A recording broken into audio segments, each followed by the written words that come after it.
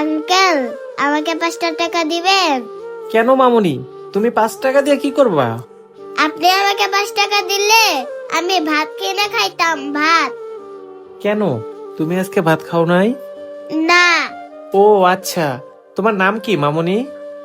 আমার নাম পিঙ্কি আর ওর নাম রিঙ্কি। ও আচ্ছা, কত কিউট তোমার নামটা। আঙ্কেল, আপনি এত বড় হয়ে কথা বলতেছেন কেন? একটু ছোট হয়ে কথা বলেন। এইবার ঠিক আছে মামুনি? এবার একদম ঠিক আছে। আচ্ছা মামুনি, বলো তো তোমার বাসা কোথায়? আঙ্কেল, আমার তো বাসা নেই, আমি ওই পাশে তাল গাছের নিচে থাকি। কি বলো, তোমার বাসা নেই, তুমি তাল গাছের নিচে থাকো? তাহলে তোমার বাবা মা কোথায় মামুনি? আঙ্কেল, আমার তো বাবা মা নেই। কি বলো, তোমার বাবা মা নেই? তার মানে তুমি পৃথিবীতে একা? আঙ্কেল, আপনাকে কে বলছে আমি পৃথিবীতে একা? এই তো আমার সাথে আমার রিঙ্কি আছে। আঙ্কেল, এত কথা না বাড়াইয়া আমাকে তাড়াতাড়ি 5 টাকা দেন, আমার না অনেক ক্ষুধা লাগছে। আচ্ছা ঠিক আছে মামুনি, তোমাকে 5 টাকা দিলে তো তুমি 5 টাকাতে খাবার পাইবে না। তুমি আমার সাথে চলো, আমি তোমাকে খাবার খাওয়াবো। সত্যি বলতেছেন আঙ্কেল? আপনি আমাকে ভাত খাওয়াবেন? হ্যাঁ মামুনি, তুমি আমার সাথে চলো, আজকে আমি তোমাকে পেট ভরে খাবার খাওয়াবো।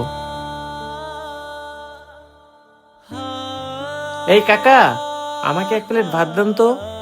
আচ্ছা বাজান, তুমি এইখানে বসো, আমি বলতাছি তোমাকে ভাত দিতে। এই ইমন, এনে 1 প্লেট ভাত দাও তো। আচ্ছা মহাজন, দিতাছি। মামুনি, তুমি ওইখানে বসো।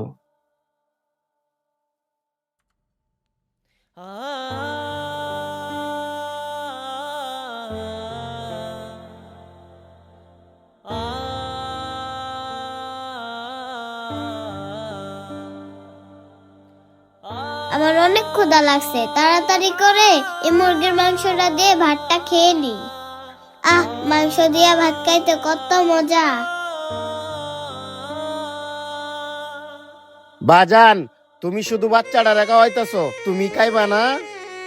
হয়েছে কি আঙ্কেল, ইন্টারভিউ দিতে দিতে আমার প্রায় সব টাকাই শেষ, হাতে মাত্র 100 টাকাই আছে। বাচ্চাটা আমাকে এমন ভাবে বললো, ওর কথাগুলো শুনে আমার অনেক মায়া লাগলো, তাই আমি বাচ্চাটার কথাটা ফালাইতে পারলাম না। কি বলো বাজান, তোমার কাছে মাত্র 100 টাকাই আছে? 100 টাকা দিয়ে কি ঢাকা শহরে চলা যায়?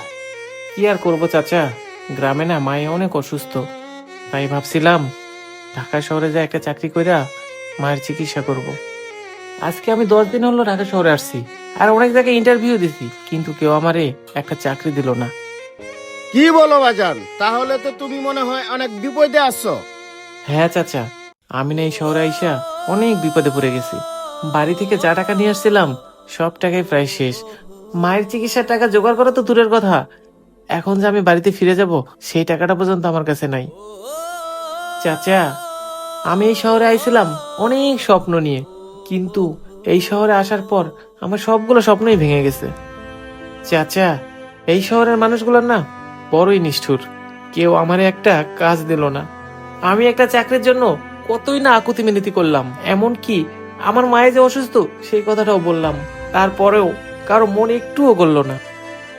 বাজান রে, তোমার কথাগুলা শুনিয়া না আমার অনেক মায়া লাগিয়ে গেল। আচ্ছা ঠিক আছে বাবা, বলো তো তোমার পড়াশোনা কতটুক? চাচা, আমি 2 বছর আগে গ্রাজুয়েট কমপ্লিট করছি।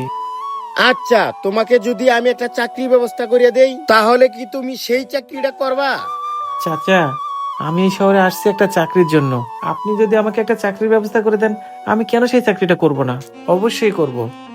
এই নাও, তুমি কালকে সকালে এই ঠিকানা যাইবা, যাইয়া আমার কথা বলবা, তাহলেই তোমার চাকরি হয়ে যাবে। কি বলেন চাচা, এত বড় একটা কোম্পানিতে আপনার কথা বললে আমাকে চাকরি দিবে? হ্যাঁ, এই কোম্পানির মালিক আমার ছোট ভাই, আমার কথা বললেই তোমার চাকরিটা হয়ে যাবে। আচ্ছা ঠিক আছে চাচা। ও আচ্ছা, তোমার কাছে তো কোনো টাকা পয়সা নাই, তাই না? এই যে এখানে 5,000 টাকা আছে, টাকাটা তুমি রাখো। কি চাচা, আপনি আমাকে একটা চাকরির ব্যবস্থা করে দিলেন, আবার 5,000 টাকাও দিলেন? বাজান, তুমি বলছিলা না এই শহরে সব মানুষই নিষ্ঠুর? তোমার ধারণা একদম ভুল, এই শহরে এখনো ভালো মানুষ আছে। ভালো মানুষ আছে বলেই এই শহরটা এখনো টিকে আছে। হ্যাঁ চাচা, আপনি ঠিকই বলছেন। আপনার মতো ভালো মানুষ আছে বলেই এই শহরটা এখনো টিকে আছে। আচ্ছা বাজান, তুমি কথা না বাড়ায়া ওই কানে বসো, বৈশা 1 প্লেট ভাত খায়া যাও। এই ইমন, এই বাজানটাও 1 প্লেট ভাত দে। বাজান, ওই কানে গিয়ে বসো। আচ্ছা চাচা।